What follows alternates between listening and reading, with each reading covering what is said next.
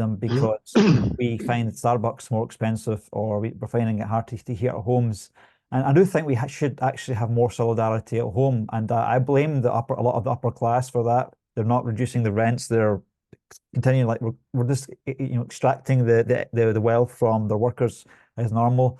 I feel like the rich and the upper class should do more to ease the burdens of us that are not as fortunate. And I say that not for just for the UK, but it's for Austria and a lot of European countries. A lot of people just think things are normal, but this is like a war economy. The UK, they confiscated a lot of factories and things like that for war production, and the rich need to do their fair share.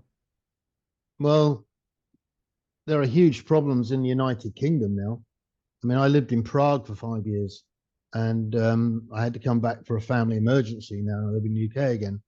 But my big feeling over having been home now for nearly 2 years, is that nothing works in the UK. The leadership doesn't work, the local authorities don't work, the National Health Service doesn't work, the transport system doesn't work. There's very little opportunity for young people. And there is an awful lot of untapped resources in young people that isn't being used because they've nowhere to go, nothing to do with it. We've got a military that's got so small now it would struggle to defend Dover, let alone the United Kingdom.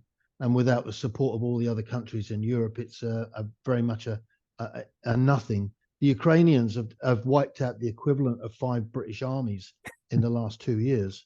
And that's still casualty figures, conservative casualty figures, 332,000 now, Russian killed or seriously wounded. That's the equivalent of 5 or 6 British armies.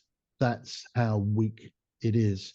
And even now, having seen what's happened in Ukraine, the British government is still reducing the manpower in the British Army. And they say, oh, well, we're putting money into technology. But we've seen the technology working in Ukraine. It still needs the man in the trench. It still needs the man with the shoulder-fired weapons. It still needs the man carrying the gun. It still needs the man driving the tank.